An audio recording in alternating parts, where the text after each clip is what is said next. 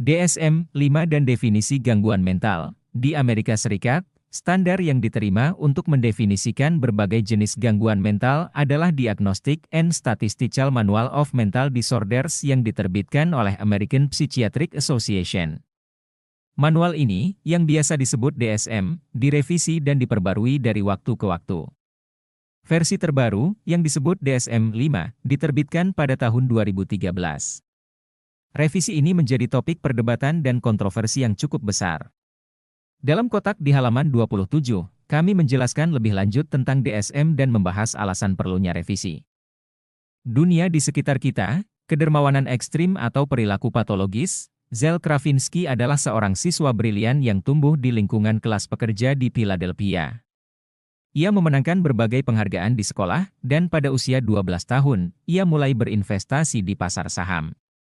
Terlepas dari kemampuannya, orang tuanya yang merupakan imigran Rusia, menurut seorang teman keluarga, sangat teguh dalam menolak memberinya pujian. Krasinski akhirnya menyelesaikan 2 gelar PhD dan mengembangkan minatnya yang semakin besar dalam bisnis real estate. Pada usia 45 tahun, ia telah menikah dan memiliki anak. Kekayaannya mencapai hampir 45 juta dolar, meskipun Krasinski memiliki bakat menghasilkan uang. Ia merasa sulit untuk menghabiskannya.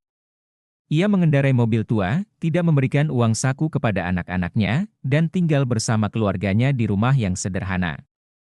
Namun, seiring bertambahnya kekayaannya, ia mulai berbicara kepada teman-temannya tentang rencananya untuk menyumbangkan seluruh hartanya untuk amal. Filantropinya dimulai dengan serius ketika ia dan istrinya menyumbangkan tabungan mereka, yang berjumlah 6,2 juta dolar, kepada Centers for Disease Control Foundation. Mereka juga mendonasikan sebuah gedung apartemen kepada sekolah bagi penyandang disabilitas di Philadelphia. Tahun berikutnya, keluarga Krasinski memberikan hadiah berupa properti real estate senilai sekitar 30 juta dolar kepada Ohio State University. Motivasi Krasinski dalam memberikan sumbangan adalah untuk membantu orang lain. Menurut salah seorang temannya, dia memberikan uang itu karena dia memilikinya, dan ada orang yang membutuhkannya. Namun, ini mengubah cara dia melihat dirinya sendiri. Dia memutuskan bahwa dia tidak punya hak untuk terus memberikan segalanya. Setelah memberikan begitu banyak uang, sebagai jaminan bagi istri dan anak-anaknya, aset pribadi Krasinski berkurang hingga hanya tersisa sebuah rumah, dengan hipotek yang cukup besar, 2 minivan, serta sekitar 80.000 dolar dalam bentuk saham dan uang tunai. Ia pada dasarnya telah memberikan hampir seluruh kekayaannya. Sumbangan Krasinski tidak berhenti meskipun aset finansialnya mulai menipis. Ia mulai terobsesi dengan gagasan donasi organ tanpa syarat, di mana seseorang dengan sukarela mendonasikan organnya kepada orang asing. Ketika ia mengetahui bahwa manusia bisa hidup normal hanya dengan 1 ginjal, Krasinski memutuskan bahwa pengorbanan pribadinya untuk memberikan 1 ginjalnya sangat kecil dibandingkan dengan manfaat yang diterima oleh penerima ginjal tersebut. Namun, istrinya tidak sependapat dengannya. Meskipun ia mendukung suaminya dalam memberikan sumbangan besar kepada badan amal, ketika suaminya menawarkan ginjalnya, ia menolak untuk mendukungnya. Bagi Krasinski, beban untuk menolak membantu meringankan penderitaan seseorang yang membutuhkan hampir tak tertahankan, bahkan jika itu berarti mengorbankan salah satu organnya. Ia menelepon Albert Einstein Medical Center dan berbicara dengan seorang koordinator transplantasi tentang minatnya menjadi donor ginjal. Koordinator tersebut menyambut baik niatnya, tetapi psikiaternya tidak.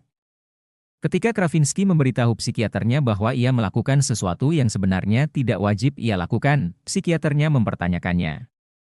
Namun, Krasinski menjawab, "Anda melewatkan inti dari semuanya. Ini sama pentingnya dengan makanan, air, dan udara." 3 bulan kemudian, Krasinski meninggalkan rumahnya di pagi buta. Mengemudi ke rumah sakit, dan mendonorkan ginjal kanannya. Ia baru memberitahu istrinya setelah operasi selesai. Meskipun donasi ginjalnya menyebabkan gejolak dalam keluarganya, pikiran Krasinski segera kembali ke filantropi. "Saya berbaring di rumah sakit dan mulai memikirkan semua organ saya yang lain. Ketika saya melakukan sesuatu yang baik, saya merasa bisa melakukan lebih banyak. Saya merasa terdorong untuk melakukan lebih banyak. Itu perasaan yang luar biasa." Saat ia keluar dari rumah sakit, ia mulai mempertimbangkan kemungkinan untuk mendonasikan ginjal yang tersisa. Setelah operasi, Kravinsky mengalami kehilangan arah. Ia mulai melihat hidupnya sebagai sebuah proses pemberian yang berkelanjutan. Namun, setelah aset finansialnya dan satu ginjalnya telah diberikan, apalagi yang bisa ia berikan kepada mereka yang kurang beruntung? Kadang-kadang ia membayangkan memberikan seluruh tubuhnya untuk donasi. Organ saya bisa menyelamatkan beberapa orang jika saya memberikan seluruh tubuh saya. Namun, ia juga menyadari bahwa ia memiliki tanggung jawab terhadap keluarganya dan bahwa mengorbankan hidupnya bukanlah pilihan yang bisa ia ambil begitu saja. Beberapa tahun setelah donasi ginjalnya, Kravinsky tetap berkomitmen untuk memberikan sebanyak mungkin. Namun, usahanya menyebabkan tekanan besar dalam pernikahannya. Untuk menjaga hubungan yang harmonis dengan istrinya, ia kembali terlibat dalam bisnis real estate dan baru-baru ini membeli rumah yang lebih besar untuk keluarganya. Diadaptasi dari Parker, 2004. Dalam DSM-5, gangguan mental didefinisikan sebagai suatu sindrom yang terjadi pada individu dan melibatkan gangguan yang secara klinis signifikan dalam perilaku, regulasi emosi, atau fungsi kognitif. Gangguan ini dianggap mencerminkan disfungsi dalam proses biologis, psikologis, atau perkembangan yang penting bagi fungsi mental.